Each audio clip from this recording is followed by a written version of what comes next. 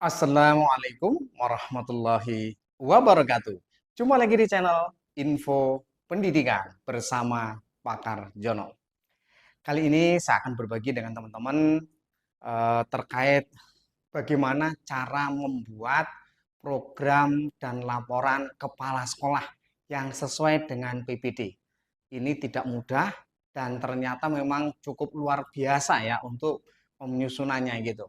Nah, untuk itu ini sangat bermanfaat bagi para kepala sekolah dan untuk pengawas tentunya untuk pendampingan kepala sekolah. Untuk itu, ikuti video ini sampai selesai dan jangan lupa yang belum subscribe silahkan klik subscribe, like, komen, dan share. Oke, jadi dengan menggunakan aplikasi ini nanti laporan bisa kita cek di sini. Laporan itu mulai dari evaluasi itu sudah otomatis ya. Ini otomatis benar-benar otomatis, tinggal nanti tanggalnya diisi kemudian di di filter, yaitu hilangkan baris kosong terus oke. Nah, seperti itu langsung jadi ya. Itu yang untuk RKT atau evaluasinya. Kemudian untuk rekomendasi atau RTL-nya ini nanti tinggal ngisi, di sini udah ada petunjuknya, tinggal ngisi sesuai dengan hasil evaluasi ya. Setelah selesai, jangan lupa si tanggal dan untuk filter barisnya sama dengan tadi, hilangkan baris kosong terus oke. Nanti otomatis akan tersusun sendiri ya, seperti itu. Kemudian kalau laporan ini sebenarnya hanya ringkasan sedikit ya, ringkasan sedikit menjelaskan bahwa perencanaannya seperti apa, kemudian pelaksanaannya bagaimana, dan berapa persen program yang ada, berapa program yang ada, berapa persen yang terlaksana, ya dah. Kemudian sampai evaluasi, sampai ketercapaiannya berapa persen itu sudah otomatis ya. Jadi kepala sekolah nggak bingung. Nanti di sini sudah ada kepala sekolah dan pengawas membinanya ya, seperti itu. Nah ini saking mudahnya ya menggunakan aplikasi ini.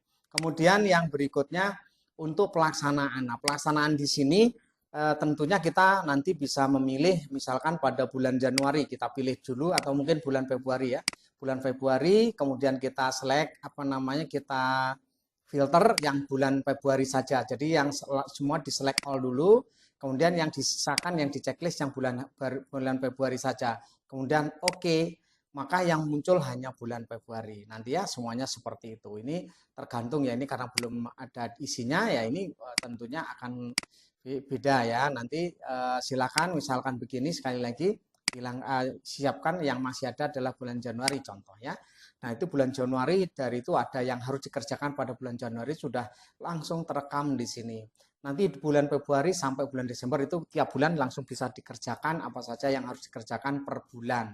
Jadi nggak nyari-nyari, sudah otomatis ini tinggal checklist terlaksana apa tidak begitu ya. Seperti itu gitu ya. Itu teman-teman. Kemudian ini pelaksanaan dan kepala sekolah juga untuk membuat dokumen atau bukti dukung untuk e-kinerja bisa membuat di sini. Ini untuk 1 tahun penuh ya. Pada tanggal ini melakukan apa saja ditulis sama selama 1 tahun penuh ya. Dan nanti bisa dibuat bukti dukungnya di sini. Bukti dukung kepala sekolah nanti akan menjadi seperti ini, jurnal hariannya seperti apa, tanda tangan, nanti ada laporan kegiatan ya, ada fotonya dan lain sebagainya, contoh termasuk kalau dapat sertifikatnya contoh saja ya, seperti itu. Jadi sangat-sangat bermanfaat, sangat membantu gitu ya. Nah, tentunya kalau kepala sekolah biasa kalau bisa memberikan orang lain yang sebenarnya tidak perlu diberikan ya kan. Nah, dengan ini bermanfaat untuk dirinya sendiri. Rugi kalau tidak punya ya kan. Nah, karena kalau satuan persatuan atau mungkin membuat sendiri, wah ini luar biasa lah beban beratnya ya. Nah, nanti jangan lupa untuk di perencanaannya tadi saya mulai dari pelaporan ya, petunjuk di dalam perencana program sudah ada urutan langkah-langkahnya. Pertama apa, input raport pendidikan, kemudian input penjelasannya.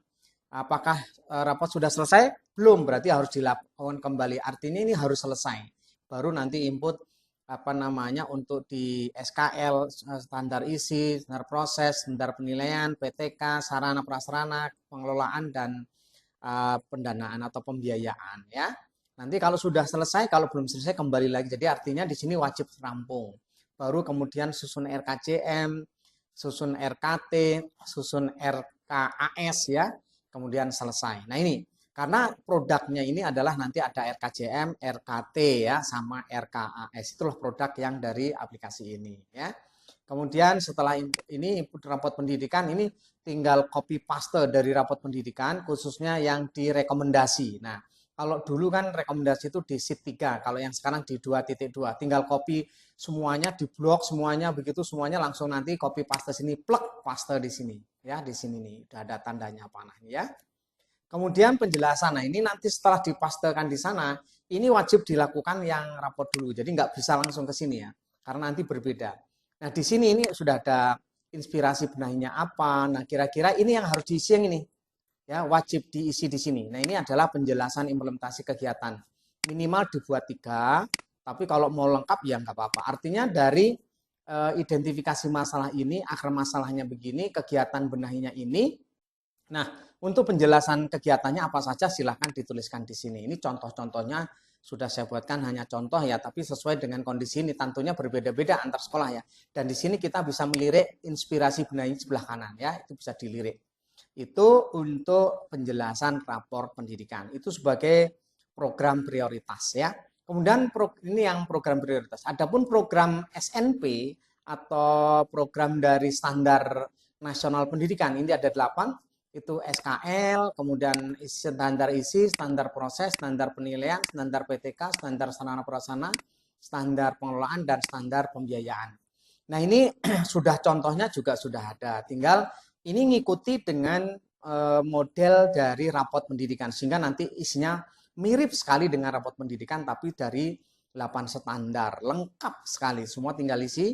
Ini ada contoh sudah saya isi 5, tapi ini bisa diisi sampai 20, artinya sampai blenger juga bisa ya.